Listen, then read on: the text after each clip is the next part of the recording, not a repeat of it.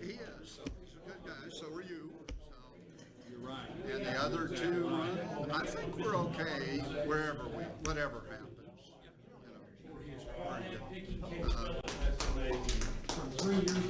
Oh, you're in person, huh, Graham? Okay, good. I think it's easy. Yeah. I like it if you're good with it. Well, I think you've just been so good. And I will be your winner. You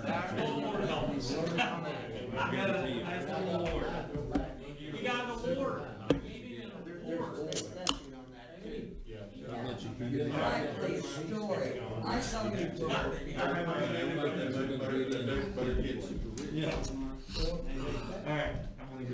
All right, it's 6 o'clock, folks. Let's go ahead and get started. Pastor, would you pray, please? You bet. Would you stand with me for prayer and then the pledge? And then the roll call. God, just thank you so much, Lord, for this gorgeous day. God, thank you for the weather. Thank you for the change of seasons, and God, that you direct that. And God, we just thank you so much for the city of Harrison. Thank you for all of our servants, civil servants that protect us and work hard. God, thank you for the leadership that you've put us in. Lord, grant us wisdom to make good decisions and to represent the people with integrity. God, again, thank you for your grace over this city. In Jesus' name, amen. Amen. Amen. Join me in the pledge. I pledge allegiance to the flag of the United States of America and to the republic for which it stands, one nation, under God, indivisible, with liberty and justice for all. All right, Jeff, are you with us? Jeff Pratt, roll call, please.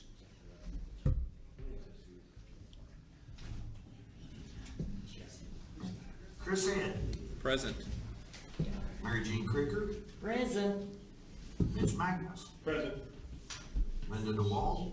Present. Bill Boswell. Present.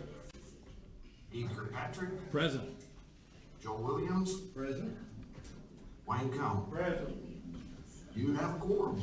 Okay. Can we have a motion to approve the minutes of August 27th? Second.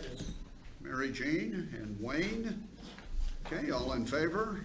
Aye. Anyone opposed? All right. I want to say before we start that I'm really pleased with the attendance we've had for the last couple of years. It's been, I've sat in this room many times when half of the city council would be here. So you guys are really good at attendance. So let's go ahead and get started with Chief Grady.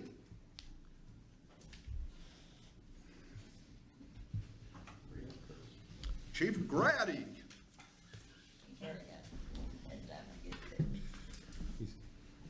I do not show Chief logged in. Is he in his office? He's somewhere. Yeah, he would be in his office. Let's go on to, well, you know, Wade's going to be a big one. Is Chief Lowry with us? Yes, sir, I am. Okay, Mark, you want to go? Sure. So in your packet, you should have the monthly report for August in front of you. One of the things I'd like to note real quick is that we did get the building permit for the countryside assisted living, so that was a pretty good jump in our building permits for last month. Also, one thing of note is we inspected all the city buildings last month, so those reports should be going to department heads shortly. We're also getting the training room cleaned out at Station 2, getting it ready to be torn down, so we're working on that as well. We've got a couple guys in the rookie school fixing to graduate next week, and unfortunately, I'm having graduation ceremony, so we don't get to go down there and watch it. And really, that's major stuff going on for us. It's business as usual. Medical calls are, of course, 81% of our calls last month. We are seeing an uptick of positive COVID responses, so we're having to deal with that on a more regular basis as well. So we're just working along and trying to keep the city safe. Does anybody have any questions or comments? Anything for Chief Lowry? How many vacancies do we currently have in the fire department, or are we full? I'm sorry, Bill, I didn't hear that. I'm sorry, Mark, how many manpower vacancies do you have? Do you have any? No, we're full up right now. Right now? The two that are down there will graduate, and we will send two more right behind them, so, hopefully they'll make it through they'll make it through the class, and we won't have to worry about filling any position for a while. Sounds good. Okay, Chief Lowry, thank you. Thank you all. Chief Grady. Sorry about that. I was having trouble connecting on the computer. Me too. Are you connected now? No. I don't have a hard copy for you. It's okay. Drive on. I'm good. All right. I've actually got, and I spoke with Mary Jean earlier today. I've got a couple of officers that I want to showcase, but until this thing dies down, I don't want to bring them in here. And I've got the monthly report. Y'all have that. It's kind of mundane. I read it every month. I kind of hit the highlights. If y'all have got any questions, please ask. Pretty much our traffic citations, they're down. Written warnings are down. A lot of that's due to the COVID. I mean, we had 2 months where we just didn't have a lot of activity, not a lot of people out traveling. Our DWIs are, again, they're about the same. Our public intoxications are about the same. Calls of service is down by quite a bit. 15,809 last year, 10,937 this year. Monthly school resource officer report. They've started back to school. We don't have a lot of activity there, but they are working under obviously a lot of new protocols because of the COVID. The warrant division, we're still making warrant arrests, holding them as we can. And right now, one of the things that we're working with the prosecutor's office on is getting a location to pick juries, where we can actually keep them separated and apart. And we're working through that, and we have found a location. And prosecutor said we're going to have trials very soon, and we still have arraignments on Friday. So pretty much things are going what I would just call steady. Nothing extraordinary. We do have some officers that's doing some exciting things. We got a new canine officer, and like I said, once things get settled down, I'm going to bring him up here and bring his partner with him. Got some slides and stuff, some of the things that he's already done, and we've only had him a little over a month, so we're excited about that. Is there anything else in the report that anybody has any questions on? As you can see on the back page, we're still making arrests, still seizing narcotics. And like I said, that's a goal that I had coming in, and I will continue to do that because 80-85% of every crime is indirectly, directly related to narcotics. So. Your monthly caseload summary report, we're working about the same number of cases year to date as last year. Any comment to that? Criminal cases, the only thing is, and we probably are, the thing that we noticed was down, and we noticed it for a while, obviously, was burglaries. When people's home, they don't tend to get broke into, but yeah. See, burglaries are down, but then other petty crimes are up. They are. They're back up, and we're starting to get back to normal. More people's back to work. I'm sure we'll see an uptick in our burglaries. That would be normal. I hate that that's a normal, but unfortunately, that's the way it is. And Well, the notes that I made, I noticed that narcotics cases were up slightly, and there were a few I was going to ask about, but I was kind of shocked that the number was the same. I would think that with the COVID, there'd been some drop actually in the number. Well, that may be a testament to you all continuing your work. Well, and we are. The burglary, the break-ins, that's been down, and that's going to probably stay down. I don't know if it'll ever catch up to the average that it's been in years past because of the 2 or 3 months that we've had more people at home. As far as narcotics go, same with alcohol and things of that nature. People's off. They tend to turn more to that to try and self-medicate themselves because they're worried about other things. So. And it's up, and it's going to be that way. Right now, we're still doing a good job with the sheriff's office. I mean, their big concern is obviously keeping this virus out of the jail. I mean, and, Well, the other note I had was, I think, I'm not sure of this, I tried to go back and find one of the other reports before I got here, and I didn't. Aren't your heroin cases as far as drug narcotics out? we didn't have any heroin. I don't remember any last year. And it has been on our monthly report for the last 4 or 5 months. Right. I can't remember, but yeah, we're getting it. You seized more this month, I think, than anybody. We did, and that was because of, actually one of the people, that we had made a case with has passed. And, so, that was a repeat offender, and, I'm not for sure if that was the reason or not. I know it was checked into, but, and we expected this because, obviously we removed a lot of the meth from, working with our federal counterparts the last 5 years. And, matter of fact, that's something else that I would like to, bring is a couple officers back that's going to get a National Directors Award at the national level. And, y'all remember the case El Chapo, the drug lord? You know, he escaped a couple of times, the tunnels, the whole things. The officers that captured him are receiving the same award. And we have officers right here in Boone County and Harrison that is going to get that same award. So that tells you the level of award that's coming. And whenever they get it, yeah, I was actually called from a prosecutor our U.S. prosecutor in Atlanta, Georgia, that was giving me some information and checking on them.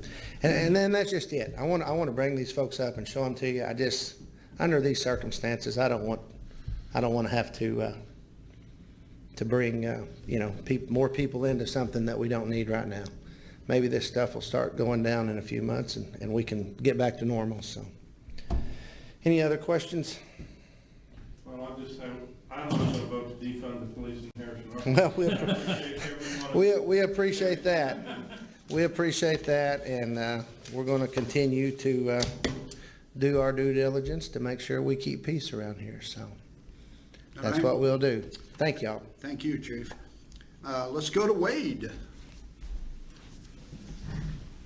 I don't have much to report from my monthly report. Otherwise, I will give you a quick update on the public safety building.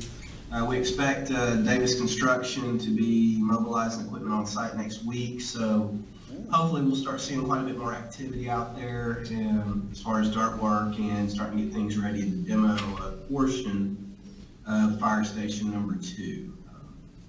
Other than normal routine maintenance and dealing with service calls in the water and sewer department, it's been a relatively mild month down at Public Works outside of having to fill holes from occasional quarantines of employees and stuff like that.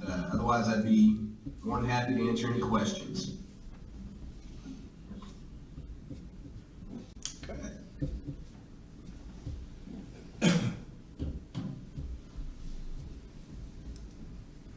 All right, Wade, you want to continue? You want me to cover my agenda item now, or? Oh, I'm sorry. Okay, no, we'll wait for you. We'll come back to you later. Luke? Okay, first, I don't know if everybody saw it in the paper, but the amount that we were able to give the fire department EMTs, appreciate Mark's work there, along with Captain Ron Limley. Just great to get some of that money, some of that CARES Act money, and get those to the firefighters for all those calls that they are on. Hopefully everybody got to see some of that in the paper or on social media. And I'd let Mark jump in here if he'd like to say anything else about it. But those two were very instrumental in getting it, and if it ever does come up, we'll try to apply for some more. But Mark, would you like to say anything about that? No, I appreciate you bringing it up, Luke. Yeah, that was CARES Act money for any of our licensed DMT providers. The downfall of it is that we have employees that make some of the same calls, and unfortunately, because they're not licensed DMTs, they did not get that funding. So it was a bittersweet deal because we got some of our people some extra money, but not everybody. Okay. All right, and now, just to go over a few things, I know sales tax is kind of down in the actual reports for the committees there, but just to touch on a few things. Of course, we keep seeing record numbers, and as far as sales tax goes, I just got them yesterday, 5th highest ever combined numbers. You'll see there 4.4% up compared to last year at the city, and 8.8% up in the county. So I was on a conference call today. They said, that's typically in a recession, you may see something a little bit later on down the road after something would happen, but they said with our online sales tax that we started receiving last year at this time, that maybe it won't quite hit us as hard on a recession. So, and we're just seeing these numbers up across the board. So even if we would have a recession, sometimes if you're going gangbusters like this, it won't actually go back on you. It may just not go up as high. So we're kind of hoping in that process, but we'll be talking to a few other cities, making sure that they're doing the same things we are. They're projecting the same numbers for that budget that will be coming up at committee meetings. So you notice the 2020 budget, we had a $190,000 deficit. Well, if you add those two sales tax numbers up for city and county of what we have projected, and it's already $210,000. So it's good to be up. Hopefully we'll negate that like we've been talking about and get that budget deficit down to a zero, where it's break even. So going forward, just kind of a graph here. The dark blue lines you see there, those are all 2020. And those are the top 12 months that we've received sales tax. So just kind of a visual version of that. You can see 5 of the top, 8 months have been from 2020. So great news, and we'll continue to push on. We talked to a lot of different businesses here in town. One in particular, our largest one, they're saying that they're up, and they're continuing to be up, even in August and September. Maybe more so in September than August, but they're still up. So we'll continue to talk to them as well. CARES Act funding, we did have a conference call late last week, but we kind of got some good numbers. We are potentially going to get up to $512,000 of grant money for the CARES Act funding. We're going to hopefully upgrade all of our teleworking capabilities so that we can get laptops, monitors, printers, scanners for all those people that can work from home. A lot of them can duplicate their workstation with that. Distance working, I know Wade's working on some stuff that we may be able to do in the water and sewer departments to where even though we have people that are working out in the field, maybe we can have a piece of equipment that'll allow them to be a little bit further apart for that 6-foot rule. FEMA money that we're getting, we're still going to get the FEMA money that we're anticipating, but the 25% that we have to put down as well for our portion, this CARES Act funding will actually pay for that. So all the supplies that we've been purchasing, we should get 100% free. And then we are also looking at some reimbursement for some public safety expenses that we've had, whether it be going on COVID calls or even some quarantine items for payroll. We may be able to get reimbursed for some of those expenses as well. So I know $512,000 is a lot of money, but when you start racking up all those numbers, you can get there pretty quickly. So we can't go over it, but we'll go up to it as legally as possible and make sure we try to get that money. So does anybody have any questions on that in particular? I know that's kind of a new thing for us. I've got all of the departments working on what kind of telework capabilities they may have, and then we'll get with David to try to get quotes on all that. But does anybody have any questions in particular on that funding? Now, that also covers some individuals, the 512 as you and I have discussed. Some of that is for missed days by staff, correct? That is correct. Yeah, we're trying to get all the particulars on the missed days and how many you can count, and how much you can get reimbursed for it. Does it include retirement? Does it include health insurance? You know, all that stuff. How do those calculations go? They just opened up the portal this week, so once we get our application in, hopefully first of next week, and try to get some of those questions answered by municipal league. And we've got to have it all spent by December. Has to be all entered into the portal by November 15th and spent by December 15th. So we got a pretty quick turnaround here, so that's why everybody's working on it so diligently. Now, I'll also remind council, again, this is for quarantine, like if someone is put on quarantine and the city has to pay them, items like that. Also, all of this funding in the CARES Act goes away if the emergency order for the COVID goes away. So if all of a sudden, for some reason, the federal or state government were to reduce or recall that emergency order, all of that funding goes away. Yeah. Okay? Okay, any questions Are there for any other Luke? questions on that CARES Act? Okay, what's next, Luke? One more thing, bond documents, we're gonna be signing them, October 6th, it's coming up. I'm sure we'll have a little signing picture, so look for that on your social media, we'll invite for that. And then we're hoping to have the budget, ready for next committee meeting. I know it's the 8th of next month is your committee meeting, so it'll be kind of a quick turn there, but, there'll be preliminary numbers. Good news, we did get this week, no increase in any retirement, whether it be lot fee or acres that the city will have to pay, so that's good news. And then we're still waiting on health insurance. That'll be the big number, the big kicker that we're gonna be looking at, so. Anybody have any questions on that? Okay, All right, that's all I got, thank you. all right, thank you, Luke. Let's go to David. I'm looking around the room here, and David, Yes, sir. I'm here. hi. Hi. As he was just saying, I've been getting, the department heads have been getting with me, some of them, about the telework needs that's coming up and potential funding that we will be getting for that. So I'm also looking at things on my end, what can allow me to better support everyone, whether they're at home or remotely, a secure way to take control of their computers from there and possibly use some funding for that. Also, so quite a bit of that's taken a lot of time, as well as working on the new building as far as the electrical, not the electrical, but the low voltage cabling such as audio, video, wireless access points, and also on the security cameras.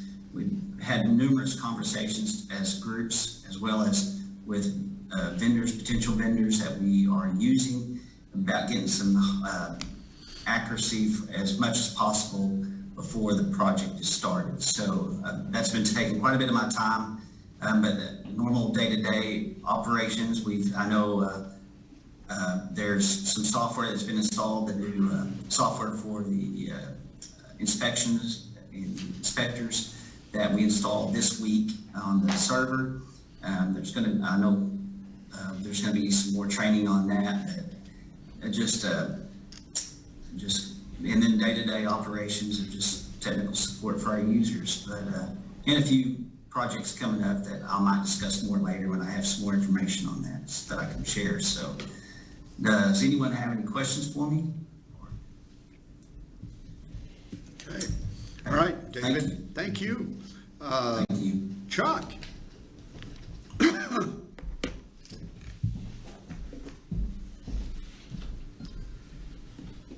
I was just telling some of the city councilmen before the meeting started how happy I am that we're actually getting to do our leagues and stuff again and getting the kids in school and having our after-school program. So it's going really well so far.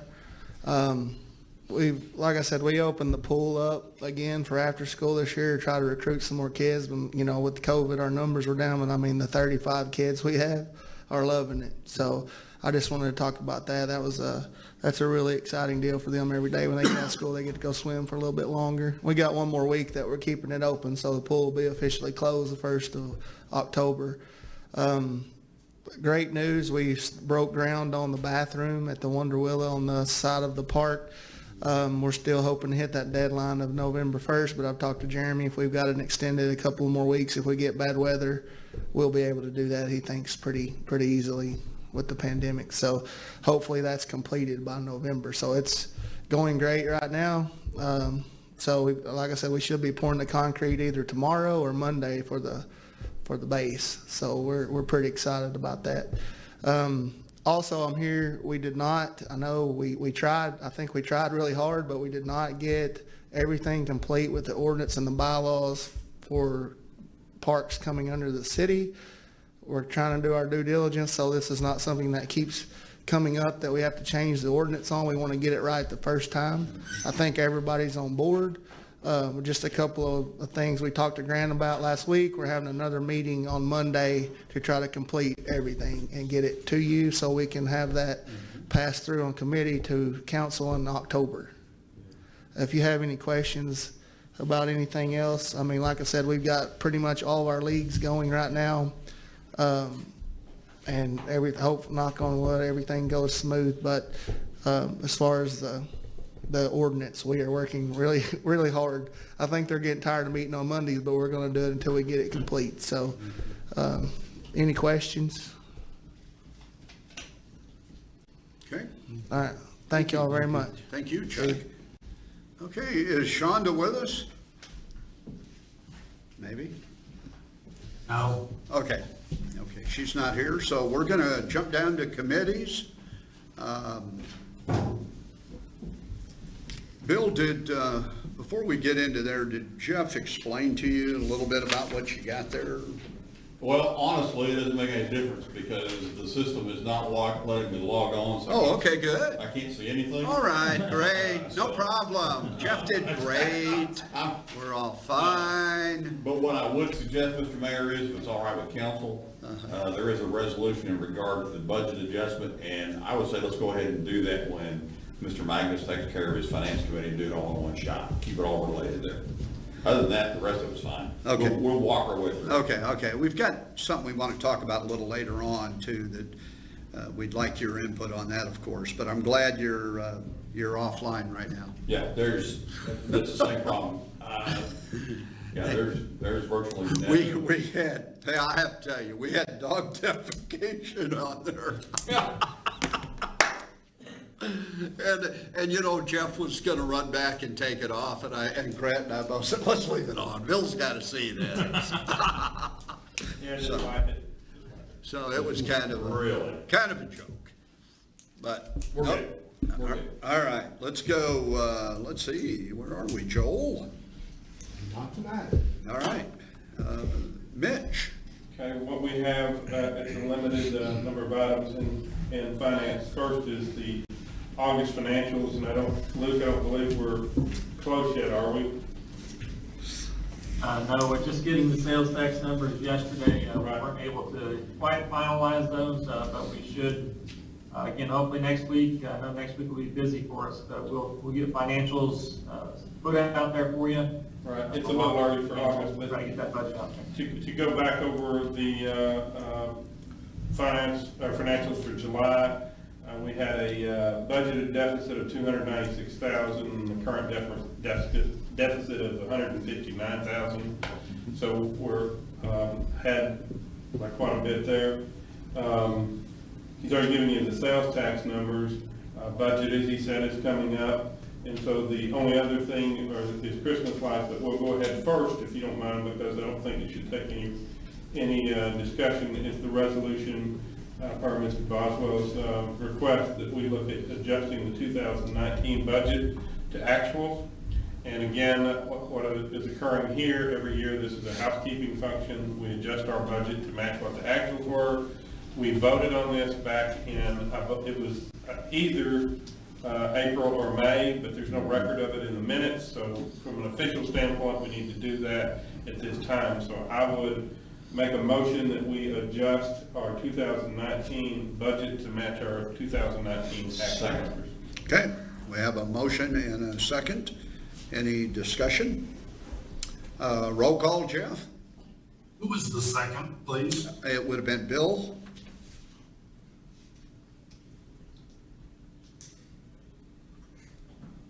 Chris Head, Yes. Mary Jean Krieger, Yes. Mitch Magnus, Yes. Linda DeWall, Yes.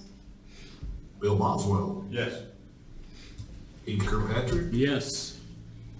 Joel Williams, Yes. Wayne Combs. Yes. Motion carried. Okay. Okay, the next item, Mr. Mayor, coming up out of finances in regard to Christmas lights. Ms. Mary Jean gave us some information last time. I don't know if any of you have the numbers in front of you. Light Up Harrison Project 2020 is asking for approximately $5,192.50. I'm going to ask Ms. Mary Jean to make a few comments, and then you, Mr. Mayor, if you don't mind, in Okay. regard to it. So, Mary Jean, do you have any comments? Well, I just don't ever want to see the square like it was 5 years ago. And of course, light bulbs do burn out, and replacement, they burn out at the house, they burn out elsewhere. And I just feel that this is a very worthwhile project for the community. Okay, yeah, I think Mitch is throwing it to me because we had a little conversation last week. You'll notice on there, 2,000 of this we have identified for a tree. We identified a special tree in town, sits up in Woodland Heights, and it's way above everything else. I can sit out here right now and see it. You drive down Main Street, you're looking right at it. It's just a beautifully shaped big tree way up there. And I noticed even out on the golf course, you look over here and you see that tree. And so we come up with the idea of lighting that tree. And I know it's $2,000, and that seems, you know, a lot of money to light up somebody's That is a tree. big tree. It's a big tree. We went and met with the owners of the tree. They were all excited about it, of course, because we would supply, and we went up there with the bucket truck, and the bucket truck can reach, barely, but it can reach. And well, I think the ladder truck actually, yeah, he's using the ladder truck on this. So it may be something that is really cool this year, and it may just be nothing. So, you know, we're kind of rolling the dice, and I know it's $2,000, but I was talking to Mitch the other night. Remember we were sitting at the window? And what did I say, Mitch? I said, two things are happening this year. Right. Right? Yes, sir. Johnny Morris bought Dog Patch Yep. and the tree. Yep. Are we going to name the tree? I'm sorry? Are we going to name the tree? Well, I don't know. We'll have to see what kind of response we get. If it's great, then yeah, we'll want to name If it's it. great, we'll name it the mayor's tree. Well, if not, we'll name it Mary Jean's tree. I'm used to stuff like that. Yeah. Well, and I have to start by qualifying with my statements. Every time we get to Christmas lights, I end up asking a lot of questions. And I get the calls later that I'm the Grinch. But no one loves Christmas lights more than my family, as some of you know around the displays we've had. But this is public money. So with that being said, I want to make sure it's being spent correctly. And for example, one of the things that I would ask for consideration in this is we need to find out who is the accountable organization. It says Light Up Harrison. Chamber used to be involved in this. No, they're not. No. Right, they're no longer involved, but we need to make sure we know who this money is going to and who's accountable for it. There is not any charge on the labor for doing this. Right? This is all just replacement items. And all of these invoices will be paid by the city. Right. City. But Yeah. who heads up the Light Up Harrison? Rick Schoenberger's going to be doing the work. Okay, so he's gonna be responsible for the bills also, to come to the city to make sure they get paid? Yeah, I that's think how what it's Mitch been in is the asking past. about is How's this, Like- what hands is it gonna go through? to What get hands, and if something goes wrong, you know, is it an organization that they're having some sort of board meeting, or, you know, the downtown association, or whoever? So it's It's definitely not the Downtown Association. No. I would have to think that Matt would be helping with this because he did most of it last year. It always seems like it's Matt and Rick. Okay. Bob? Sir, the chamber was the Chamber Foundation was the repository for about $5,000 of funding for Christmas lights. That check was in fact written to the Historic Harrison Business Association Right. at their request last fall. So that $5,000 was transferred from the foundation to HHBA for that specific item.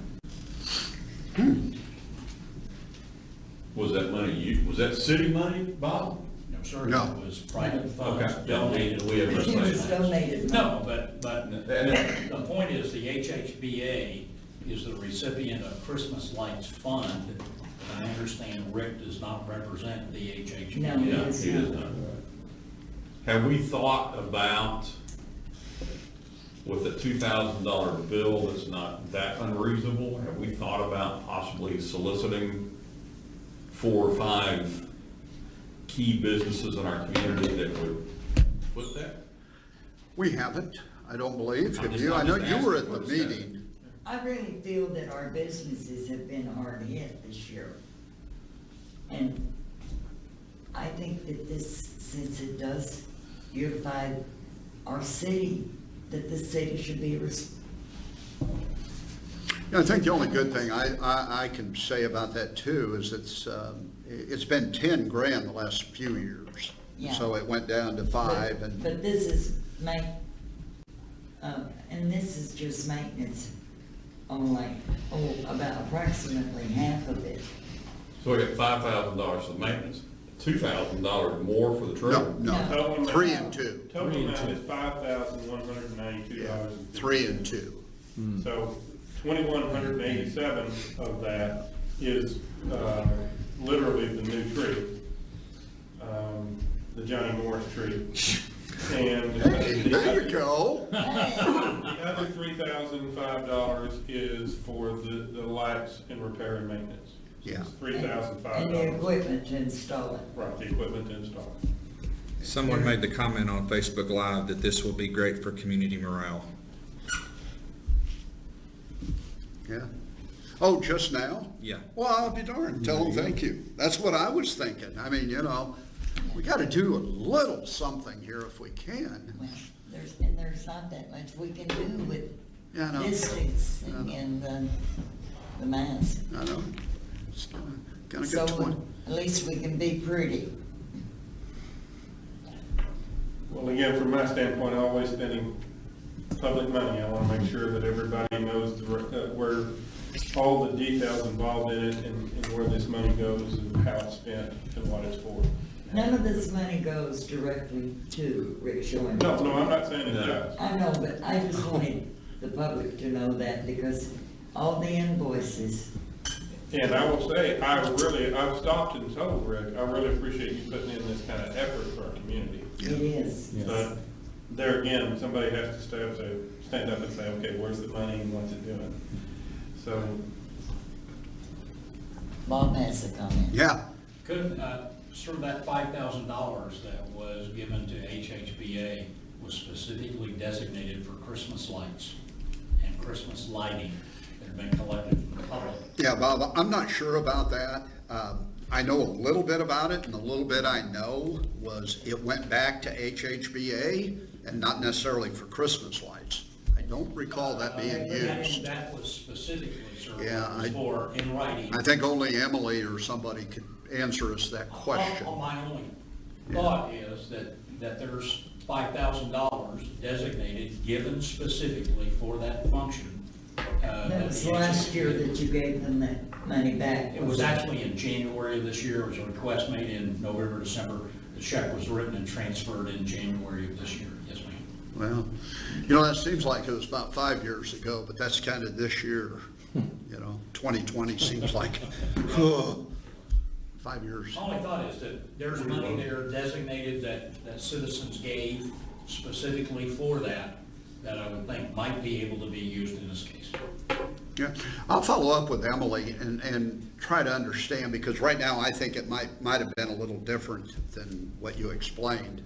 I don't know the intention, but the outcome, I don't think it went to Christmas lights. Well, Mr. Mayor, also I would point out, it is Christmas lights, so I wouldn't want to delay this. If we're going to do it, we probably need to do it this month so we can. We need a motion. Yeah, well, somebody's going to have to make the motion. I'll make a motion that we approve $5,000 additional expenditure. $5,192.50. Since I can't see the resolution. I'll make that motion. And then Joel seconded. Okay, we have a motion and a second. Any further discussion? And this will come from what line item, Luke, so that we are clear? So we have a community projects line item or an economic development projects line item. Currently, we have $10,000 budgeted under the economic development projects line item that has not been spent. Again, that's for economic development. You can interpret economic development how you like, but that's probably the closest place that you're going to get, that there's funds available. Okay. So, okay. I don't, this is just up or down, isn't it? Yeah, all in favor? Aye. Anyone opposed? Okay. Good. Thank you all very much for that. Hopefully this will work out well. That's all in finance, Mr. Mayor. I had a question for you in finance, Mitch. You know, we started out the year with a $190,000 deficit.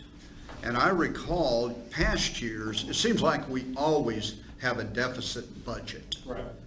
But I don't think we've ever had anything quite as high as 190, have we?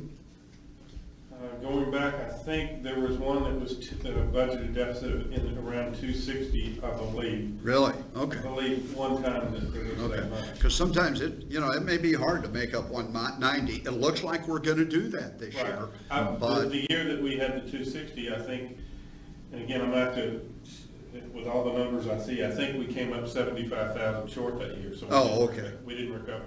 Okay, I would have thought that would have been awful difficult unless the budget was I think we had not too factual. It was over $200,000, I remember that much. Yeah, and Luke might speak to that. My memory does not serve me well in regard to that. It was in it looks like it was in 2014, we had a budget deficit of $271,000. Okay, so let's go on. Did I ask for you, Linda? Linda DeWalt? Yeah, no, you hadn't asked me for my report yet. Yeah, we're ready for you. All I've been doing is working with Parks and heard from Chuck. So they got it pretty, I missed their meeting Monday, I was out, but the Monday before, we had a really good meeting. And so they're moving forward. We'll bring it forward to you, a committee next month. Grant's gonna work with them this Monday, so we'll get it taken care of. Good deal. Thank you, Linda. Okay, Mary Jane Krager. I have nothing, I'm happy. Okay, good. And my geese are happy. Yeah, I know, everything's good. Your geese are happy? Yes. What geese? No, she said chiefs. Oh, Chiefs. Chiefs, you said Chiefs. I thought you said geese, and I thought, what geese? Oh, my, yes. Those geese returned for a short time. They're But gone. they're pretty much gone again, so Yeah. I think they're gone for the year now. I sure hope so. All right, so Linda's gone, Mary Jean's gone, Chris Head. Yeah, this I is think Wade wants to make a presentation for us tonight on Goblin Drive. your big moment, Wade. Okay, as you know, we've been working on the design for phase one of the improvements to Goblin Drive. That would be from Industrial Park Road to, a little bit short of Baker Prairie, mainly to knock out the bridge project. So also while we've been doing that, we've done some very detailed traffic studies for the entire corridor. We used counts that were done back when the school was looking at their expansion at the high school and the middle school. We also did quite a few additional counts during the previous school year. Fortunately, we got that done before school was let out a little bit early. But as we've gone through the process of trying to figure out the best way to manage traffic out there, we've come to a proposal that I'm going to go ahead and share my screen and kind of walk you through what we're looking at for the future of Goblin Drive. So this is on the north end of Goblin Drive at the intersection of Industrial Park Road. And so we are looking at a shifting the road for two reasons. One, it does take out one of those sharper curves that we have to deal with. It will also allow us to build the new bridge while maintaining the existing bridge under traffic. So that will be very helpful to do that. So basically what we'll be looking at is upgrades to the intersection at Industrial Park Road as far as the traffic signals. If you see on the lower side of the road of the map that you're looking on, you see that purple line. That is intended to be a 10-foot trail. We have built out a bit of a trail plan to where we are looking at connecting schools in certain areas to the downtown park so that someday, many, many years from now, we can actually have an extensive trail system in this community. So with this road having two schools on it and the significant number of our students in the school district, we decided that we did want to include a portion of the trail down this road. We are planning on the other side, just a normal sidewalk. I do want to point out right now, what we're looking at on most of this map is it's conceptual. These aren't construction. I wanted to get this to a point so that I could have discussions with our elected officials as well as several stakeholders, including the school district and business owners on the other end of Goblin Drive. So just keep that in mind as we move through this. So it's fairly simple. When we get into Baker Prairie, we do neck the road down from 3 lanes to 2 lanes. With that being a natural preserve, we don't see much need for having the turn lane in the middle, and then also just reducing the section of the road just reduces the impact to the prairie. So as we move north towards the schools, you will see a roundabout. And as we continue to move north, you're going to see 2 more roundabouts. So I'm going to explain this in a little bit more detail and try and give you guys an idea of how we ended up at this option. When we were looking at the way traffic works out there, we looked basically at 3 options on how we would deal with the traffic moving in and out of the school.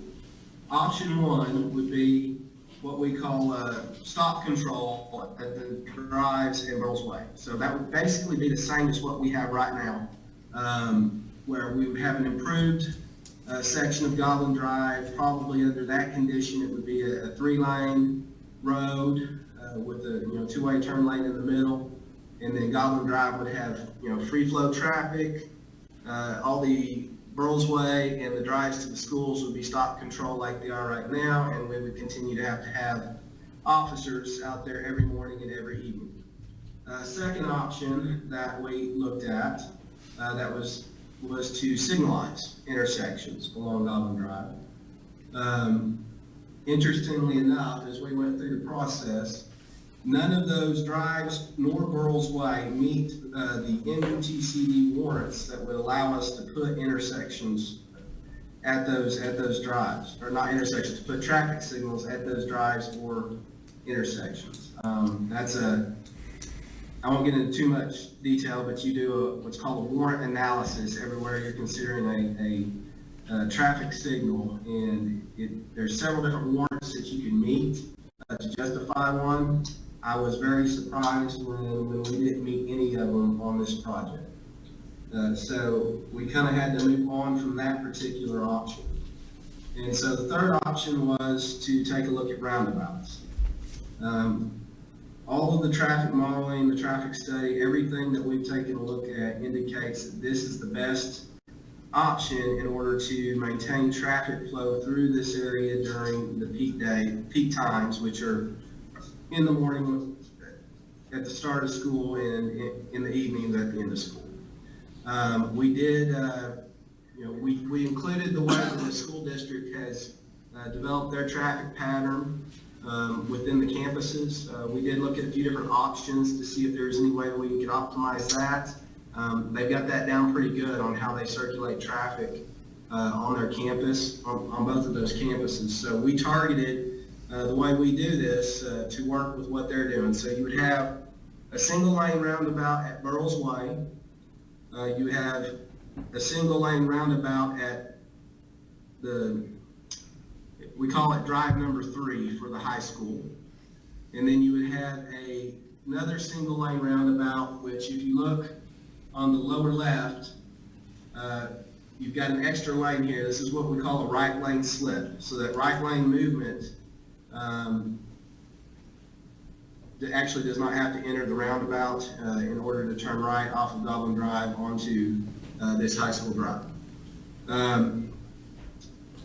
One thing I want to make sure and point out is that our goal, if we go with this option, is to limit left turn movements out of the middle school and the high school, and even these businesses over here on the other side of the road, limit any left turn movements to only occur in the roundabouts. So if you take a look at the other drives that we are leaving at the schools, those will be right in, right out only, and the green in the middle is a landscaped median. So that would be a divided road. That provides the best flow of traffic during heavy times by preventing people having to stack up and wait at any of the drives, trying to make a left turn against traffic. They would do those at any time through the roundabout. Just also as you're looking at the map, and for those of you that use the Google Drive and want to look at this more, your time, I have loaded this entire, however much detail that you want. The blue lines at the middle school, that is the traffic pattern for car rider drop off and pickup. So what they would do, they would go to the school through the roundabout, they would do the loop around, they would end up coming back out and leave through that roundabout, whether they're going north or south. Green line is the traffic pattern for the school buses. So school buses would also enter Burles Way through the roundabout. They would go behind the schools, and then they would leave the schools through the southernmost roundabout, regardless of whether they're going north or south. And then at the high school, we've got the blue arrows. That is indicative of the car rider drop-off line that the high school uses for those kids that are not old enough to drive yet. So like I said, we sort of built this plan around the way they've developed their traffic patterns within the districts. A couple other items I do want to point out. We are going to take a look at consolidating drives to try and all of these most of these businesses here have connected drive parking lots and parking areas. So we're going to be hopefully working with those landowners to consolidate those drives, make sure we've got cross-access agreements in place so that there's, we can get those, one, away from the roundabout that's going to be dealing a lot with school traffic. And just, it's always good when you can consolidate drives through, small little commercial areas like that. And then on the south side of the road, fairly simple. Again, we may be looking at consolidating some drives, working with some property owners to help stop some of the backups from people waiting to turn left, things like that. We will, on this stretch, go back to a 3-lane section with a 2-way turn lane. In the middle, we will be looking at a full upgrade to the intersection and traffic signals at Capps Road, which will include pedestrian movements. Since we are, running a trail and sidewalk on the sides of this road.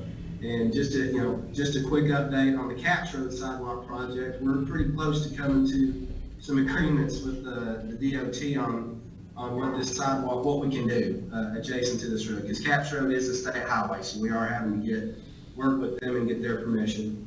And so there would also be some improvements onto Arbor Drive in order to get some proper stacking, as we approach the intersection. And that's a pretty basic summary of the, I guess the grand scheme of how this project would look. And with that, I'd be happy to entertain any questions, take any comments or concerns. I know, roundabouts can be somewhat of a controversial subject. Some people love them, some people hate them. I'm a pretty conservative individual when it comes to the use of roundabouts. I don't necessarily want us to be like Conway and have a roundabout at every intersection, although I do like Conway. I don't want to speak bad to them. They've done a very good job with a lot of their traffic planning, but, we've looked at roundabouts at other intersections in the past. They weren't a good fit. This one right here seems to be the best option that will help keep traffic flowing, improve safety, and also one of my goals is, I guess, I don't want to say a secondary goal, but it is a goal, is to get our police officers out of the middle of that traffic every morning and afternoon. That's not a good situation for our resource officers to be in constantly. So with that, I'd be happy to answer any questions. Good. Thank you, Wade. Yep. Wade, this Mitch. Yes. On the south side, the roundabout furthest on the left, why not have that, although there's plenty of room there, I assume, why not have a 4-lane both from the roundabout down and from Caps Road up on each side? Why not have 2 lanes on each side? You're talking about a 5-lane? Yes.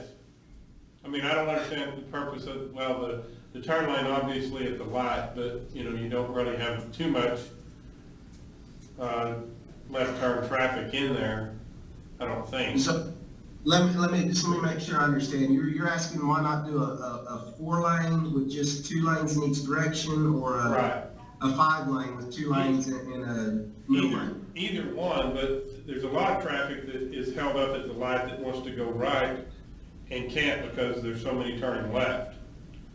And while this is going to alleviate some of that, a full southbound lane would really help, would it not? It could. We've got the stacking on that intersection. We did pull it up a little bit short than what the traffic modeling shows. Okay. Just because we're a little concerned, even with what we're showing here, trying to coordinate and mainly maintain access to this business that's immediately to the south of the Main Street Service Center. Okay. We can look at extending that further back to get more stacking distance. It may push us a little bit to the east, and one thing we've got to be very aware of on the east is we do have these power transmission lines. So sometimes we look for the ideal solution and we can't fit it in. I can tell you from a budget standpoint, we're going to be stressed doing this, and we have put great care into avoiding we'll be relocating quite a few power lines, but we will not be relocating any of the large transmission power lines. We can't. No, they won't. That would push this project far beyond what we could afford very quickly. But yeah, I mean, like I said, this is a concept design, and I kind of stopped at this point. So I can start having discussions with council, the mayor, obviously police chief, fire chief, and then school district. I visited with both principals, as well as their director of operations and superintendent about, the general concept of our plan.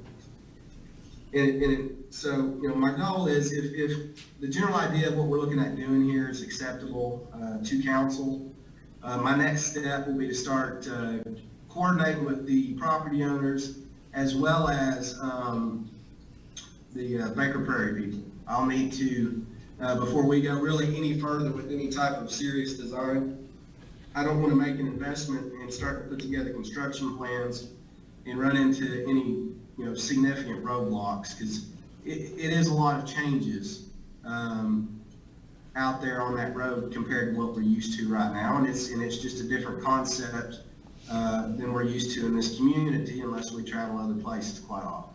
Well, the power lines in the Baker Prairie create a lot of limitations to what you can do there regardless. But I'm, Mr. Boswell, you, being a bus driver, you see it more than any of us. Well, Wade and I have talked ad nauseum about being able to take a 70-foot school bus through a roundabout. I still have my doubts about that, but I also defer to his expertise, and I know that they have roundabouts in Springdale close to their elementary schools out on the east side of the city, and they seem to work very well. They've got a nice big park complex too. They've got a huge roundabout. They've got two of them, matter of fact, close there. Wade, I guess my first question would be though, and I realize you're only in conceptual design, what is the right of way from the middle of the drive that the city has ownership of? In other words, how wide do we actually have before we get into private property? I think we've only got about 50 foot total. Is that 25 feet on each side? The property lines and existence of right of way is still something that we've got to research and tie down. Yeah, because there'll be issues with Main Street Service Center, since Amstaff has moved their operations center out there now. Because that parking lot is full, and that's right up against. So there'll be several, And like I say, the limitations on the other side of the road. They're non-existent. Yeah, so there's only a couple of places you can stick a shovel out there, let's put it that way. Well, yeah, and I'm just curious because I don't have a problem with the roundabouts personally. My wife hates them with a passion. So does mine. If you travel in Missouri, you run into them all the time. Highway 13 between Springfield and Kansas City is littered with them. Just you have to do many if you're going to a Chiefs game or a Royals game. Has the school district seen this yet? Yes, I met with Principal Parker and Principal Wilson, as well as their Director of Operations, actually quite some time back when we completed the traffic study before we had this map, and explained what the anticipated traffic pattern would be. I have also provided this to Dr. Pratt so that he can continue to review it with his people.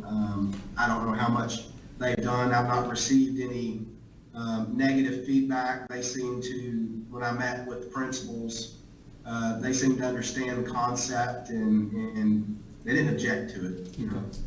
And you're anticipating going to be able to straighten that curve out in Baker Prairie? Somewhat. No, Baker Prairie, this curve is still gonna exist. Okay, that's. Down here, you'll eliminate. No, that's not in Baker Prairie. I'm talking about. You'll eliminate some down here. Yeah, The whole that's big. I mean, thing is gonna flow so much. So that's off limits. They won't be able to touch that. So. Okay, all right. Gotta start somewhere. I'm impressed with a piece of paper that big. Yeah, that's huge. Yeah, we had to paste a whole bunch of them together to get this. So, we'll, yeah. And if you, and Wade could speak to this, but timeline, he's hoping to have phase one, which Wade, what's that do? Come up to Baker Prairie, right? It does. It Right comes to up about to Baker there. Prairie. Here, I'll bring that From back there up to real there quick. next summer. I was gonna say, Yeah, we've got that. Phase one, We have the phase money already, one will correct, stop to build the bridges. pretty close to the south property of the old Corral Gardens. Right. We're looking at bidding that project out February or March of next year. I think we've finally figured out all the hydraulics associated with the floodway and floodplain to where we'll be able to satisfy FEMA. That was a significant delay, because I had actually hoped to bid that project this year, but we just there was no point in proceeding with a whole lot of detailed design until we could get the hydraulics worked out. You received a grant, correct, for one of the bridges? It's pretty much all of this. The 1.6 million? Yeah. Is that what you're referring to? How long? We got 1.6 million to help with phase one. Okay. Now, it won't cover the whole thing, and it was never meant to. It was a match type grant, so. How soon before you have to have that spent? We had 5 years, so I'm not too worried about, we'll have it spent in plenty of time. We've still got over 3 years to get it spent. And so that project won't take that long once we actually manage to get it out to bid. Is that money drawing interest? No, we don't have that money. We have to, It may be drawing interest somewhere for some yeah, it's month. drawing interest somewhere. They gave us a big check, but we've got a request for payment once we actually make it. I understand. I had to ask. That'd have been a nice interest payment. Yeah. Yeah. Out on some roadway sections, at the top here, the 2-lane portions of it would look basically like this. We would be going out to a 60-foot right-of-way. We do have options to narrow these right-of-ways down if we need to, but we always start with what we think we would like to have for the most part. As you can see on the right side of the section, we are looking at the 10-foot trail. The 3-lane section, pretty similar to the 2-lane. And then, excuse me, and then the section, in the area of the schools where we would have the median in the middle, we are looking at, we've got a lot of options on what we could do with the median. We would like to put lighting in the middle of that and maybe some trees and stuff like that. But that's just a nice simple drawing of what the road looks like looking straight down it. I just wanted to give you guys a chance to look at that as well. I think that will be a good addition with Baker Prairie with the median trees and things like that. You really set that Yeah, area off. and just wanted, for those that are large fans of Baker Prairie, one of our goals, and as we go through this portion of the project that is in Baker Prairie, any type of plantings that we go back with, whether it's grass, shrubbery, anything like that, we're going to focus on native species. We don't want to put anything out there that could be in any way invasive onto the prairie. So that's kind of a unique aspect of the project from an environmental standpoint that we're aware of, and that we're going to make sure we do the right thing there. Will the Nature Conservancy require you to do that? I'm sure they probably would. I bet they are. I'm not going to make them because I'm used to being required to do stuff, so I'm pretty good at figuring out what we need to do. We're going to have some pretty good conversations with the Conservancy, particularly about, this northernmost roundabout. That's going to be our most significant encroachment onto area that could be considered prairie. I'm going to have to, work with them, make sure they're okay with it before we can really move any further in the design than we are right now. Is that going to get into that new pavilion they've built right there? It is not. If you look down on the roundabout, if you see a little orange line there, that's actually, we just showed an extra sidewalk going to the sidewalk that ties into the pavilion. When they built it with the intention that Goblin Drive would be extended. Yeah, that's the actual pavilion then. Right. Yeah. Okay. So that was built at that time. The director of operations at the time told them this was the expectation and we need to build it back so far. So they actually moved it. I don't remember how many feet back. So when is this going to appear in the Harrison Daily Times? Saturday? I'm wondering when our phone's going to start ringing. Monday. Yeah, Monday. Well, yeah. All right. Yeah, oh yeah, there you go. It'll be on Facebook. Okay. Anything else, guys? This is you know, of course, a big deal. We've been I'm waiting looking for forward to this. that. All right, Wade. Thank you. Yeah. Chris, That's it, Mayor. that's it for you? Okay, let's go down to Bill. All right, we have a few ordinances we need to work our way through, the first of which, is the engine brake ordinance. I would make a motion that we approve, have we got to do this on 3 readings? This is probably so. Approved on its first reading, no, back that up. I think- Suspend the rules, we need to suspend the rules. Mr. Boswell, Yes. you have a citizen that would like to speak. We're not at that point, we're not at that point yet. We're not at that point yet. We need to get it on the Tell you table. when you're ready. Need to get on the table, and the mayor's got it. Yeah, Jeff, are you referring to somebody on the phone, or are you referring to Glenn? No, on the phone. Okay. Yeah, go ahead, Anyway, Bill. I'll make a motion that we suspend the rules, and, before we do that, I wanna thank Wayne Cohn for sitting in for, at the committee meeting, 2 weeks ago. I was gone to watch my grandson play football, and, don't get to see many of the games, so. Sure. I went and got to play with Grandpa. Matter of fact, playing again tonight, the Goblins are winning 21-6, not that anybody. Anyway, I moved to suspend the rules, place on its first reading, by title only. Second. Okay, got a motion and a second. Discussion now? And you. Mm-hmm. Discussion now. You want to put the phone call in, Jeff? Okay, here you go. Did you indicate we have a time limit on phone calls now? I did not. The gentleman's name is Andrew Hightoll. Okay. Go ahead, Andrew. Assuming that signs are posted for the engine brake, Yes. is there any reason why the city couldn't add the phrase, except in emergency, below the prohibited phrase on such posted signs? The pending ordinance pretty much says that, but having the signs read that would allow and convey more transparency for those drivers that may not be from the area.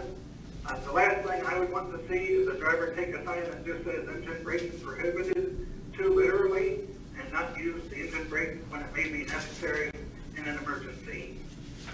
Okay. That's all I have. All right, thank you.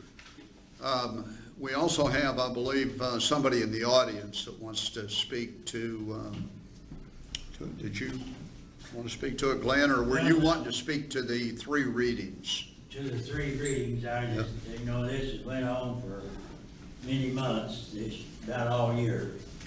I started in February with it. And as Bob said a while ago, he got a few comments he could probably tell you about what happened to him today. Would you like to tell him about it, Bob? No. No? You do. Go ahead. Well, anyway, what I'd like to see is it suspend it all and just declare it an emergency and put it into effect. Is what I think we need to do and get out of it. Then besides that, you've done that, guess what? You wouldn't get to see me much anymore. Ah, yeah. And that would be a treat for all of That'd you. be, yeah. Well, thank you, Glenn. Thank you. So we have two requests right now. The first one, if we want to take on the first one, he's asking for a little more wordage underneath the sign in case of emergency only. Mr. Mayor, if I may? Yeah. Also, I wanted to make a comment with it. Okay, go ahead. And I would ask the city attorney this, and this may be a little bit out of his normal purview. I had 2 individuals involved in logistics and transportation that told me it really doesn't matter what we approve here tonight, because the use of an engine brake is a safety device on a motor vehicle. And according to the Department of Transportation, you cannot regulate a safety device based on whether or not it is operational. You can legislate the noise level of it, but you cannot legislate an engine brake from being used. Now, I don't know whether that is true or not. But then how in the world does Alpena and Green Force have it? And They then- may have it, they can't find somebody and take it to court and win if the individual is correct. The DOT says you can't regulate it. Now, that I don't know. You cannot regulate the brake itself, or regulate the noise coming from the brake itself. That, you are correct. The ordinance says the use of an engine brake. It does not, it says brake means any device used for slowing, halting, or stopping the movement of a vehicle. Engine compression brake means any motor vehicle brake that is operated by compression of the engine of the motor vehicle or any unit or part thereof. Nowhere in that does it make any comment as to the level of noise that is caused. I'm not saying that this should not pass. What I'm saying is those individuals told me you cannot find somebody for the use of an engine brake. No, because a lot of your new Dodges and your Right. diesel pickups or 1-tons are coming with engine brakes. Right, but again, if you don't make the noise, there's not an issue. That's right. But if it goes to court and say, if you say, we're gonna fine you for this, they have told me, whether or not that is accurate, I don't know, that you can't say, we're gonna fine you for the use of an engine brake in your city limits. We can, I think a quick easy fix to that, in section 2, right after where it says Harrison, Arkansas, put a comma there and says that creates an intolerable noise level for the level of the citizens of the city. So just add the whereas paragraph. I'm not asking you to add or delete or change any of the ordinance. I'm telling you what I've been. I have no knowledge of what. In essence, we're not talking about a braking law, we're talking about a noise ordinance. Right. Yeah. And that would pretty much cover it, what Grant just said. It would bring it to a noise ordinance rather than a use. The ordinance by title says an ordinance prohibiting the use of an engine compression brake within the city of Harrison. Well, then, he changed the title also. Yeah, the title could be changed to add, which causes an intolerable noise level for the citizens of the city. And then it could be changed in section 2 after Harrison, Arkansas, which causes an intolerable noise level for the citizens of the city. So if y'all want to move it forward with those things in mind, then the motion could be withdrawn. A new motion could be made to include that language in the title as well as in section 2, and it could be placed on its first reading if you wanted to do it. And that sounds like it would also take care of possibly Andrew's concern. Well, Andrew's concerns also in section 2 of your read, it says this prohibition shall not apply if an emergency situation. Yes, that is in. Okay, so but he would want something on the signs too. But I think the sign is something that needs to be ironed out after that we approve the ordinance, so. Okay. It doesn't have to be the part of the ordinance. Okay, that makes sense, so. Also, though, in this, in the first paragraph, it says the noise pollution caused by such brakes should not be tolerated in Harrison, Arkansas. Yeah, the whereas paragraphs, I generally think of those as kind of an introductory or superfluous, a way to kind of a roadmap for where the ordinance is So going. what you're telling me is it's a worthless line. Oh, yeah, basically, I mean, it's worthless for enforcing. Sorry, but that's what it amounts to. Well, for It's there, enforcing- it's what we're after, but it's a worthless line. It's a worthless line for purposes of enforcing the ordinance, but it gives a very useful roadmap to people reading it on what is actually contained later in the ordinance. The intent of it, too. Yeah. Well, now, the thing about all this is that the department, highway department will have to approve whatever that goes on there. On the sign. On the sign. So they might not approve this other that you're talking about either. Okay, well, we can deal with the signs after this, that's a good point, yeah. We'll have to get that approved. Unfortunately, I think what the right thing to do here tonight is we're going to, by listening, rescind the initial motion, propose a new motion with the corrections as Grant has said on its first reading only. We'll address it in committee in October, and we can finish it at the end of October but this needs to be straightened out before we Okay. put it into place. Do you understand that, Glenn? Yeah. Yeah, so you're having a motion. What he's wanting to do is probably compromise. It's gonna get you through it, not tonight, but maybe in a month from now. Yeah. And not linger on in a couple of more months, so. February. No, yeah, I know, but, yeah. No, and that's good. No, I like that, Bill. That way we know what we have. We can move it on tonight on its Then we'll first. let Grant clean up Yeah. the language. And then we'll actually see it when it goes to its second and third. Okay. Yeah, I like it. Who's second? I did. I'll withdraw the second. I'll withdraw my initial motion and come back with, I'll make a motion that we, suspend the rules. Gotta throw something at you. With the changes on its first reading by title only, with the changes recommended by Grant. And Grant, I'm just gonna defer it on you because I couldn't come back and tell you what recommended changes you just told us. For clarification, while you're talking about that, we're adding in the title, right after Harrison, Arkansas, we're going to add the language, which creates an intolerable noise level for the citizens of the city. And then we're also adding in section 2, right after the city of Harrison, Arkansas, which creates an intolerable noise level for the citizens of this city. So we're simply just adding in Which creates an language intolerable. about the noise level. What Grant said. Yeah. Okay, we've got a motion and a second. No further discussion? Okay.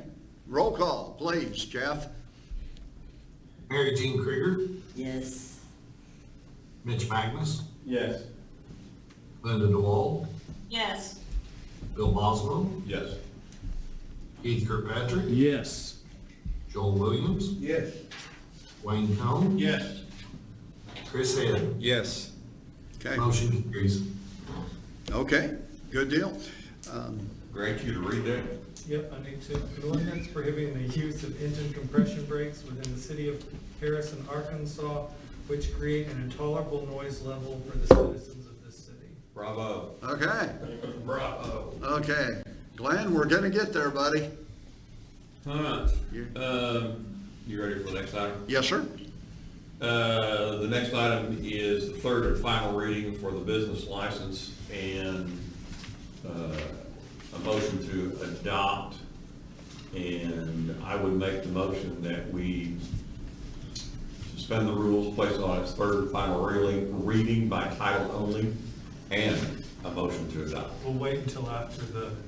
I'm trying to do this all in one shot. I'm tired of messing with it. I know you are, but we're gonna place it on its third reading by title only and suspend the rules for that. You're not helping me any here. Okay. Second. Okay, we got a motion and a second. Any further discussion on the business license, third reading that I thought we had last month? No more discussion. Wayne? Wayne did. And roll call, please, Jeff. Mitch Magnus, Yes. Linda DeWall, Yes. Bill Boswell, Yes. Keith Kirkpatrick, Yes. Joel Williams, Yes. Wayne Combs, Yes. Chris Head, Yes. Mary Jean Krieger. Yes. Motion carries. An ordinance to repeal and replace ordinance number 1452 of the city code of Harrison, Arkansas regarding the city business license. Move to adopt. Second. I know what that one is. Okay, have a motion and a second. Any discussion? Roll call, please. Jeff Pratt? Linda DeWall, Yes. Bill Boswell, Yes. Keith Kirkpatrick, Yes. Joel Williams, Yes. Wayne Combs, Yes. Chris Head, Yes. Mary Jean Krieger, Yes. Mitch Magnus. Yes. Motion carried. All right, Bill. We're not going to touch the parks ordinance, correct? Right. Until the parks finishes their part. Okay. Unless there's something you want to talk about, I think that's good. Move on. The last item I have is a bid waiver ordinance for a belt press repair. If I may, I would like to suspend the rules, make a motion that we place the ordinance on its first reading by title only, or first and only reading, correct? That's correct. By title only. Second. You may. That's good by me. Okay, we've got a motion by Mitch and a second by Wayne. Any discussion? Roll call, Jeff? Bill Boswell, Yes. Keith Kirkpatrick, Yes. Joel Williams, Yes. Wayne Combs, Yes. Chris Ed, Yes. Mary Jean Krieger, Yes, Mitch Magnus, Yes. Linda DeWall. Yes. Motion carried. An ordinance waiving competitive bidding requirements and authorizing the city of Harrison Department of Public Works to enter into an agreement with AirMod Wastewater Process Solutions for equipment repairs at the White Wastewater Treatment Facility. What about that? Make a motion to adopt. Second. Okay. There's a second. Roll call? Keith Kirkpatrick, Yes. Joel Williams, Yes. Wayne Combs, Yes. Chris Ed, Yes. Mary Jean Krieger, yes, Mitch Magnus, Yes. Linda DeWall, Yes. Bill Boswell. Yes. Motion carried. Okay, I think that's everything for you, Bill, is that Yes. correct? Okay, thank you. I just got a text from Mark Lowry, he says, by the way, our fire trucks have engine brakes. Would we be in violation? Emergency use. They're I would always, say it's always no. an emergency when they're. Yeah, yeah. But there's not noise. It's not a noise. I'm sure our fire trucks are noiseless. Right. You can't, I mean, yeah, you can hear it coming down. All you hear is a. Yeah. Yeah. We, siren overrun. You'd have a hard time hearing them with silence. it would, wouldn't you? Yeah. You're okay, Mark. We had one item that we needed to add. I was kind of going with that too, and I'll talk a little bit more about that, but we do have one item we wanted to add to new business. We have an appointment for the CATPC, and I believe Pastor is going to. Yes, I am share being with us. one of the liaisons to the CATPC. Would like to recommend John Cathy for appointment to the commission. He's a brick oven guy and is excited to be a part of it. So make that recommendation that he be appointed. Okay, I second that. we have a motion. Mary Jean seconds that. No discussion? All in favor? Aye. Anyone opposed? Okay, thank you, Pastor. You'll be leaving that committee here in a few months too, won't you? Yes. Yeah. And we're going to need a replacement. But what we're going to do, obviously, is before we even discuss it, I've spoken with Matt about that, we're going to wait until the election. Sure. Naturally. We've got some things going on in the election. So that leads us down to the mayor's comments, and I've got several, but these are not necessarily comments. I want some input. So I'm hoping we can have some input. Let's start with Halloween. We are already getting calls on what's going to happen on Halloween. I know the CDC came out with their recommendations, and we don't direct anything, in my opinion. And I've talked to Grant, and he agrees.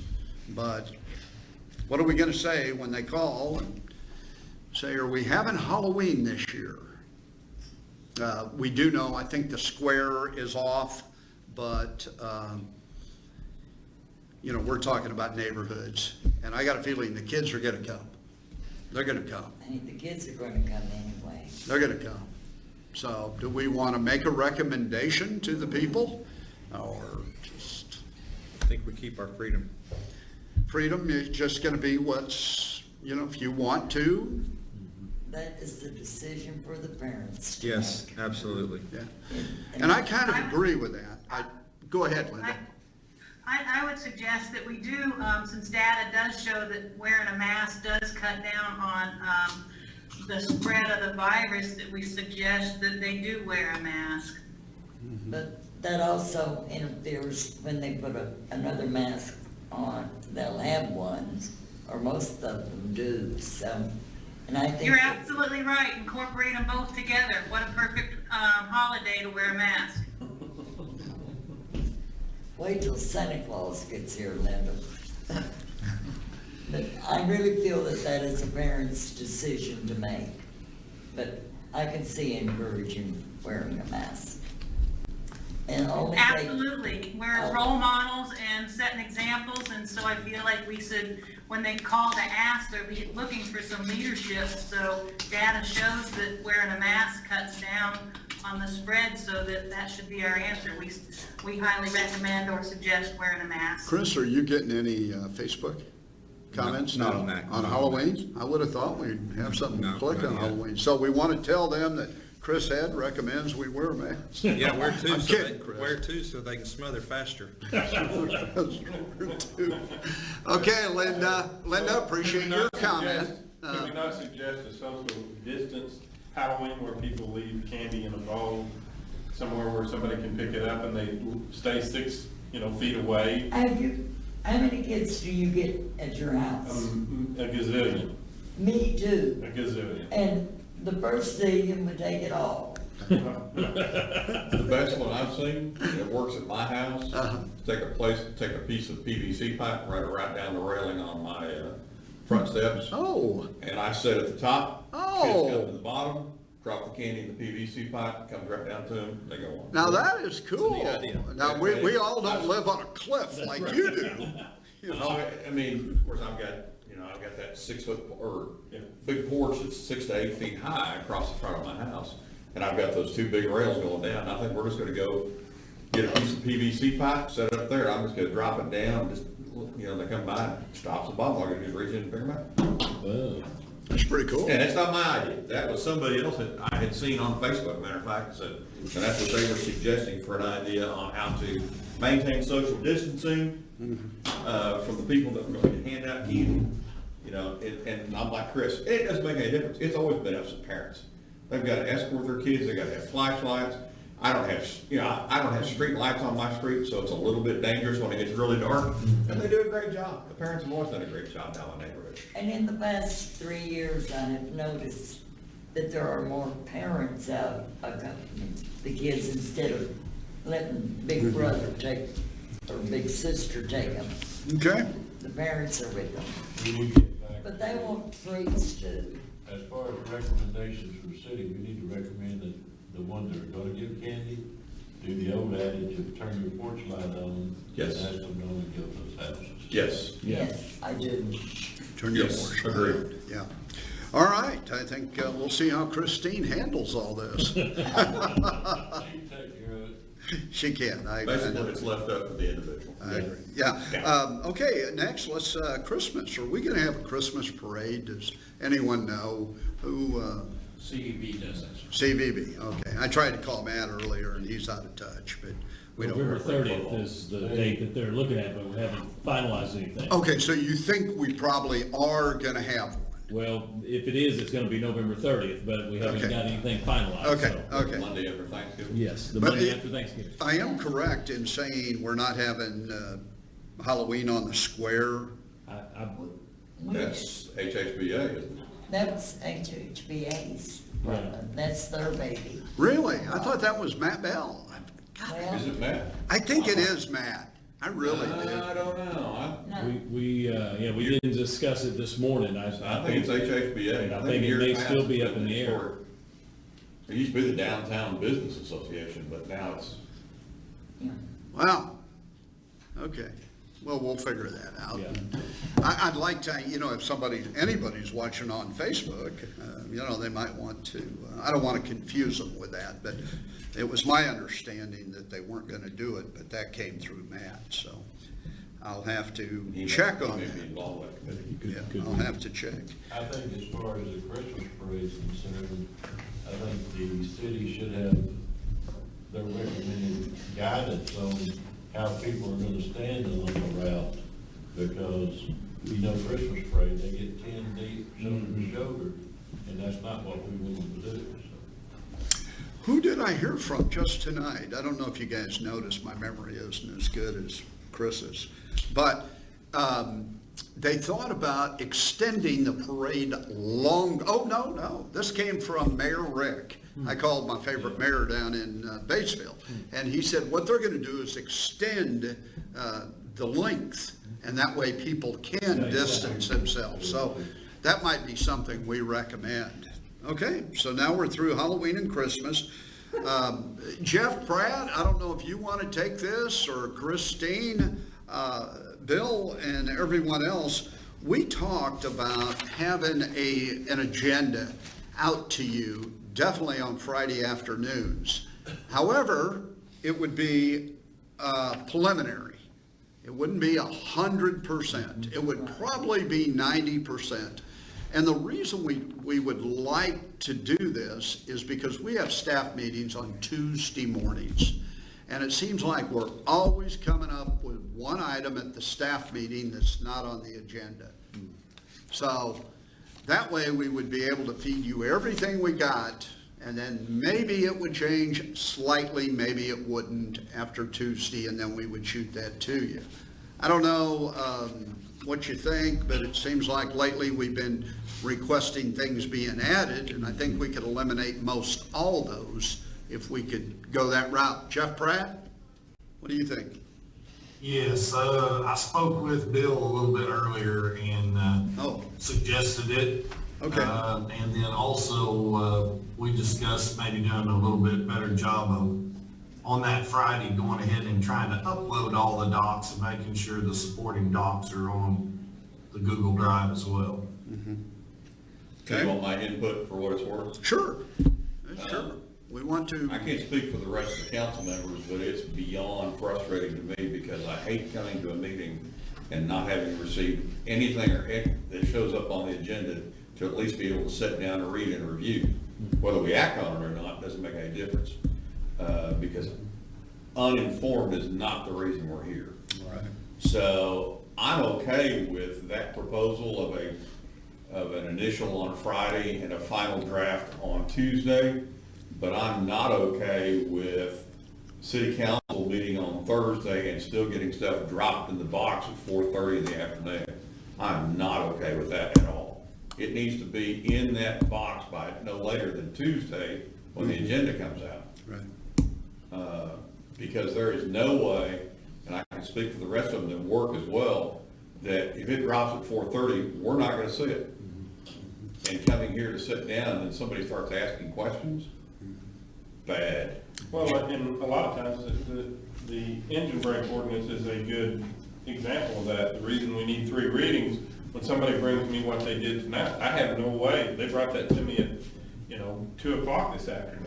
Yeah. I have no way of checking it to the point of asking the city attorney. I don't know whether that's accurate or not. Well, it makes sense to do it the way we're doing it. Because all we're concerned about is the noise. Let's say, for example, had Mary Jean not given us the Christmas light discussion at committee, if we would have had it tonight, I probably would have voted against it.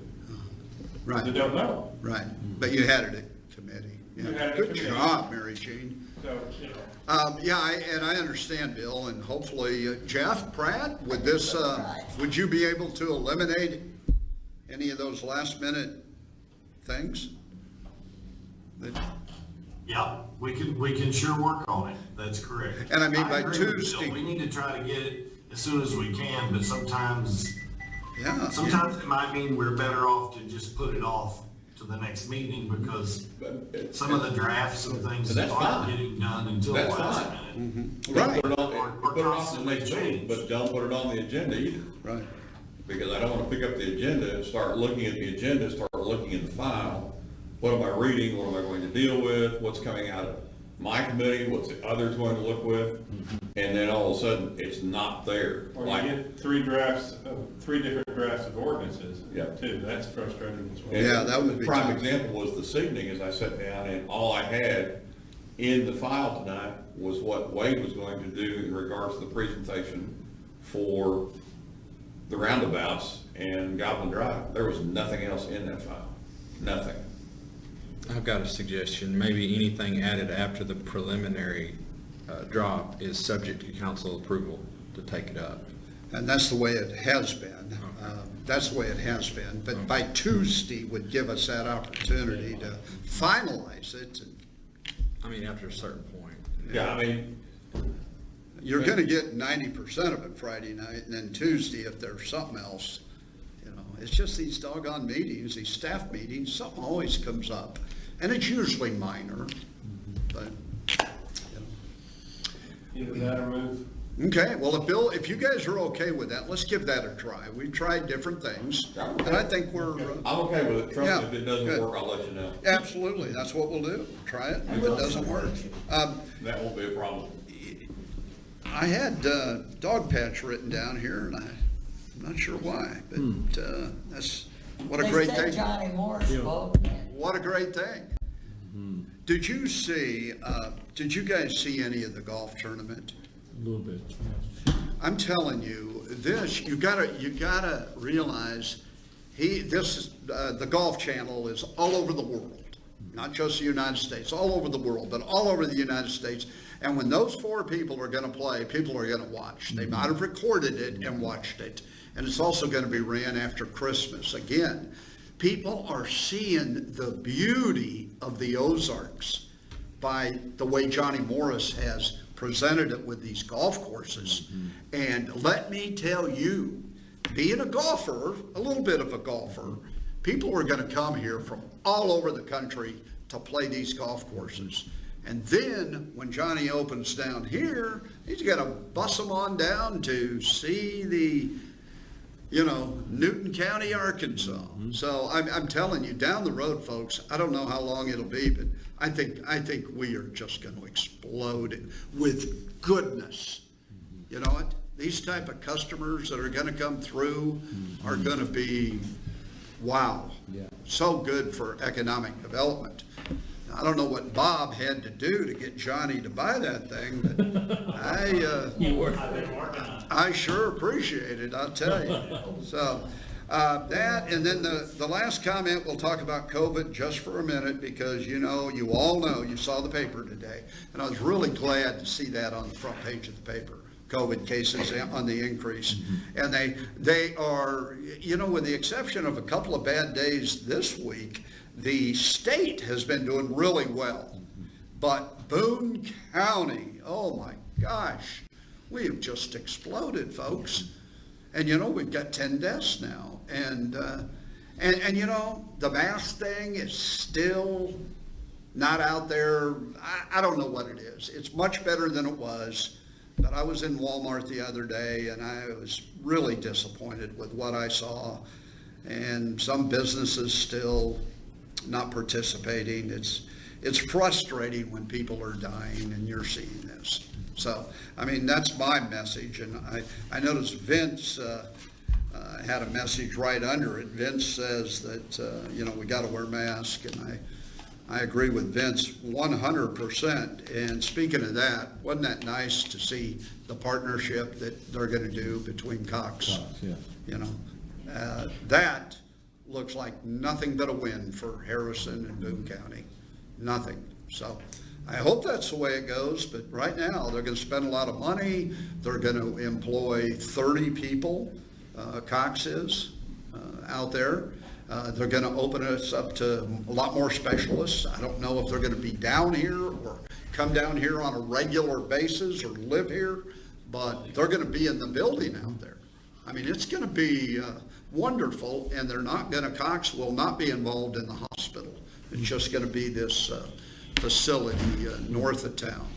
We are also talking, Wade and I have talked, and we've talked to Vince a little. I know that, we're without that stoplight about 6 hours a day, 7 hours a day.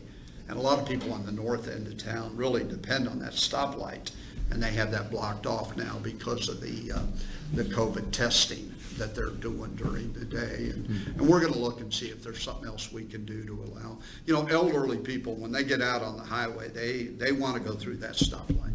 So, and even, me, I am elderly. Anything else, sir? Yeah, hey, Bob. I hate to, be an afterthought, but I think there's some pretty important information that we've got. Good. I want to share this with the council. The Flex Steel 5.1 acres across, next to Wood Motor Company, across from Pace, sold 2 weeks ago. That's a done deal. We hope to be able to make an announcement. Net new employees and several $1 million of effort are going into that facility. Planet Fitness, Jerry and I have both been out there and talked with the construction crew. They're back hard at work, and the word from the franchisee is they will open before New Year's Day. Fully open for business before New Year's Day. That's exciting. That's 20 net new employees. The mayor and I were at the grand opening and ribbon cutting for the Learning Center on South 65, where the old Clay Maxey Motorsports used to be. That's a $1 million plus facility that's been renovated. It is for specialty care for kids birth through 5 years. They've been open less than 3 weeks. They have 40 children registered already and can manage up to 100. They're having 3 to 4 requests a day to put their children in there. The second or third most needed type of facility in the city. And I was going to mention a couple of other things. We've had in the last week 2 requests for the final mile distribution center for 2 major businesses. Each of those was between 15 and 20,000 square feet. And we're on a short list for both of those. I just got a text at 5 minutes after 6 tonight that requested a 3rd final mile distribution center for between 12 and 20,000 square feet. We're on the map.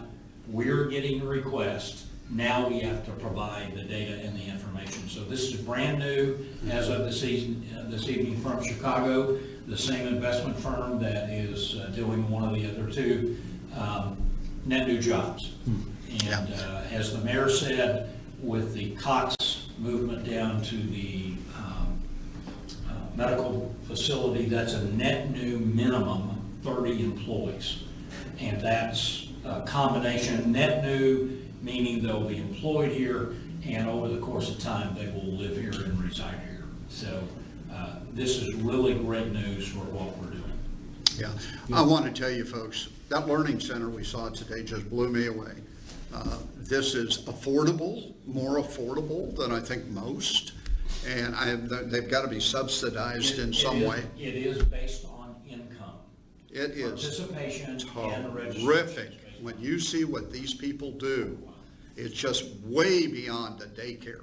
It is truly a learning center for preschool kids, and I was just blown away by it. So if you have a grandkid or a kid or no one, highly recommend it. One last thing, each of you have received an email from me last week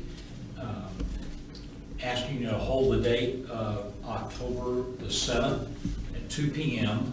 for the presentation of the Chamber's Economic Development Strategic Plan looking forward.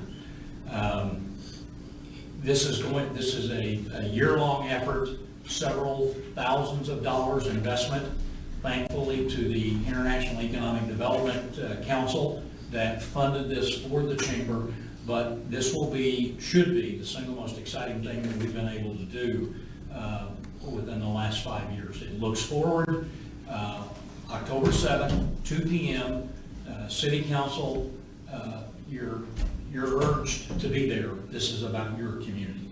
Now, is this remote or?